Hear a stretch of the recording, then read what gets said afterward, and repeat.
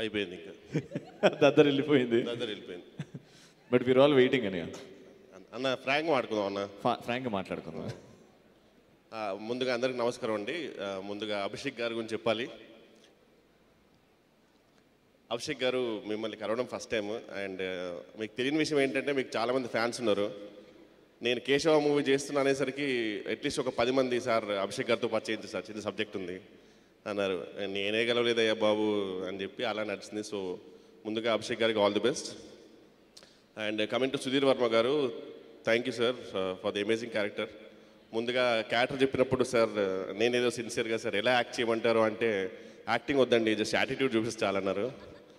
So అదే చేశాను, thank you. And coming back to Nikhil. Nikhil భాయ్ ఏం కావాలి భాయ్? వాటరా మైక్ అట నేను ఓకే. అంటే ఇందాక సమీర్ గారు అన్నారు కదా నిఖిల్ గట్స్ గురించి. డిమానిటైజేషన్ రిలీజ్ చేసి బ్లాక్ బస్టర్ కొట్టబోయా, నీ గట్స్ ఏంటి భయ్యా? ఇంకా కాదు, ఆ సినిమా మీ వల్లే కదా సినిమా హిట్ అయిందని చెప్పుకున్నారు బయట ఎవరు అందరూ. దానివల్ల న్యాయపద్ధతి దిక్కులేదు నాకు.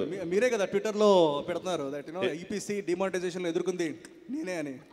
చిచ్చి ఎంత మాట భయ్యా, ఎంత మాటను. అసలు చాలామంది చెప్పారు డిమానిటైజేషన్ రిలీజ్ చేసే డిజాస్టర్ అన్నారు. బ్లాక్ బస్టర్ కొట్టబోయా, నీకేంటి అసలు? ఇప్పుడు కేశవ వస్తుంది మళ్ళీ, ఏమంటావు? What you think? ఇవ్వలేనా మళ్ళీ మొత్తం కేశవ ప్రశాంతంగా ఇంక నేనేం మాట్లాడిన ఇంకంతే కాదు. ఎందుకంటే బికాస్ మేకింగ్లో కూడా నేను చూసింది ఏంటంటే మీ విజువల్స్ ఎక్కువ ఉన్నాయి, నాది రిద్దు కన్నా మీ విజువల్స్ ఎక్కువ ఉన్నాయి. మీకు చూడండి, వెనకాల చూడండి, మీరే ఉన్నారు. చూసారు ఎలా ఉన్నారో? నేను లేను, కేశవ అంటే మీరే.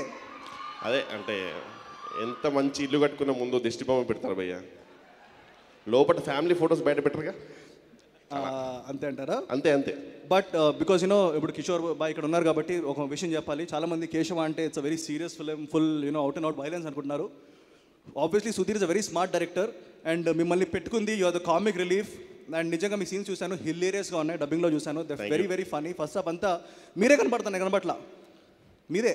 సరే ఫ్రాంక్గా మాట్లాడుకున్న తర్వాత కానీ జెన్యున్గా నాకు కూడా కేశవ స్టోరీ నువ్వు అంటే బేసిక్గా ఈపీసీ అప్పుడు చెప్పారు నిఖిల్ గారు కేశవ ఇదో స్టోరీ అని చెప్పేసరికి నేను ఫిక్స్ అయిపోయా. ఓకే అయితే ఇందులో మన క్యారెక్టర్ లేదనమాట, డిసైడ్ అయిపోయా. బట్ అయినా పిలిచేసరికి చాలా హ్యాపీ ఫీల్ అయ్యా, thank you. And next Priyadarshi, the new top comedian of the generation. So everyone is talking about him. I really want to wish him all the like. Top నువ్వు ఉన్నావు కదా. నువ్వు మరి హంబుల్నెస్లో కూడా ఇది చూపించకు. హంబుల్నెస్ ఓవర్లేడెడ్ నువ్వు. అందరూ రీతు వర్మ క్యూట్నెస్ ఓవర్లేడెడ్ అయితే నువ్వు హంబుల్నెస్ ఓవర్లేడెడ్. పర్లేదు ఫ్రాంక్ ఉండొచ్చు.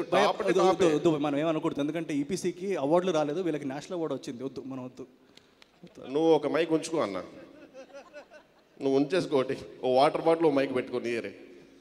అండ్ ఎనీవేస్ థ్యాంక్ యూ అందరికీ. అండ్ నన్ను కూడా పిలిచినందుకు thank you so much. Thank you. నిజంగా మీరు అంటే ఇంటి బయట దిష్టి బొమ్మ అన్నారు, కానీ ఆ దిష్టి బొమ్మ ఇంట్లో వాళ్ళందరినీ కాపాడుతారు. ఫ్రాంక్గా మాట్లాడుకుందాం. ఫ్రాంక్గా మాట్లాడారు.